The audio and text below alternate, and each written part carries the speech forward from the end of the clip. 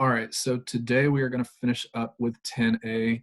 I'm going to do the last 3 pages because there's not really that much grammar. Uh, so it shouldn't be too hard to just go ahead and get all of it over with. The first thing is basically how to ask for advice, pedir consejos. The 3 phrases that they give you are ¿qué puedo hacer?, ¿qué me aconseja?, and ¿qué debería hacer? So, ¿qué puedo hacer? Means what can I do? ¿Qué debería hacer? Means what should I do? Um, so those are both pretty straightforward. Just, remember how to say it, and then you don't have to worry about how to conjugate things or, trying to come up with something. Just memorize these two and you'll be good to go. If you do use que me aconseja, you are going to have to use the indirect object pronoun, so me, te, all of that. So if you do choose to use aconsejar, which basically just means to advise, so que me aconseja, what would you advise me to do? Just remember that you have to have that pronoun in there. So on page 241, now we're talking about giving advice, dar consejos. And basically here you're going to use the imperative, so commands with pronouns. So for example, levántate, but I'll get into that in a second. And then deberías, so basically you should, plus an infinitive verb. So a few chapters back, we learned the affirmative commands. Well, both the formal and informal affirmative commands. So basically what's new here is adding the pronoun to those commands. And basically all you have to pay attention to here is, so the pronoun is going to come at the end of the command and you just attach it to the end like it's all one word. But when you do that, since the stress usually falls on the next to last syllable, so for example here for shower, ducha, without that accent mark would become duchate, but it's duchate and bistete. So to make sure you keep the accent on that first, it would be the next to last syllable if you didn't have that pronoun stuck on the end. So you have to keep the stress on what would be normally the next to last syllable. So you have to put the accent mark there just to show that the stress is still there. See here, bebe without an accent mark, and then bebela, not bebela. So really the only trick there is putting the accent mark on to keep the pronunciation intact.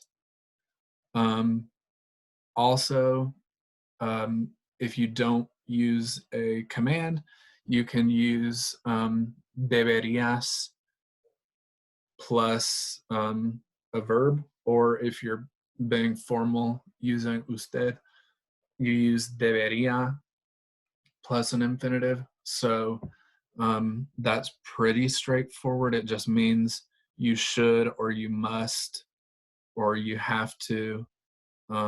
So for example, deberías hacer deporte or usted debería descansar. So on page 242, the last grammar point of this section is expressing obligation using hay que plus an infinitive verb, and it is hay que, not haike, just don't pronounce the H as always. Um, so several chapters back, you learned tener que plus an infinitive. So tengo que hacer algunas llamadas. I have to make some phone calls. Hay que is basically the same thing, except it's impersonal, which means basically that if you translated it into English, it would be we must distribute the tasks, or one must distribute the tasks. Hay que repartir las tareas, which we don't really say one must blah blah blah very much in English. But you can still use this in Spanish for like any kind of obligation kind of. I think that more often than not, I would use tener que, but now you have options and you can kind of switch things up however you want. So that's pretty much all the grammar. It is all summarized on page 246. Ask for advice with que puedo or que debería hacer or que me aconsejas. Giving advice with either commands and then knowing how to use the pronouns if you need to. Don't just attach a pronoun because you think you're supposed to. Only do it if it is a reflexive, or if you need an object pronoun like bebela, which refers to the water. And then here, of course, it's ducharse and vestirse, so you still have to keep those pronouns. But no matter what kind of pronoun it is, you attach it to the end and then just make sure you put the accent mark wherever the original stress would be. I didn't mention specifically that this new form here, debería or deberías, is technically the conditional form of deber, which basically to conjugate conditional, which you don't have to right now, but since it's here, I guess I'll go ahead and say, basically you attach ia, ias, ia, iamos, all of that. It's really predictable. But for now, all you have to worry about is debería or deberías, which means you must, or you have to, or you should. And then you can also just use a deber in the present tense to basically just say must. For example, debes estudiar. Or another way to say that would be tienes que estudiar. Or like we learned down here, you could say hay que estudiar.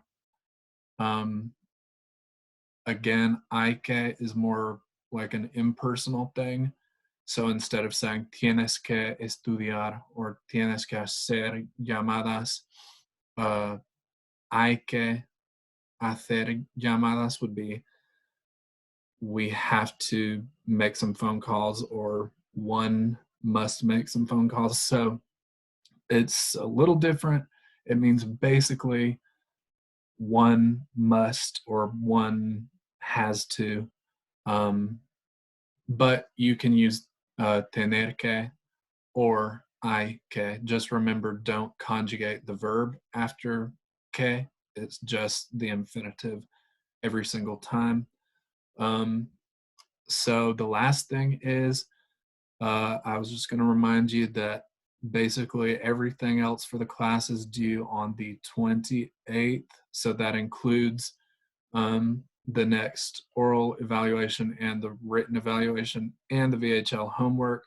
So I would definitely start thinking about all of that now so that you don't have to do it on the 27th.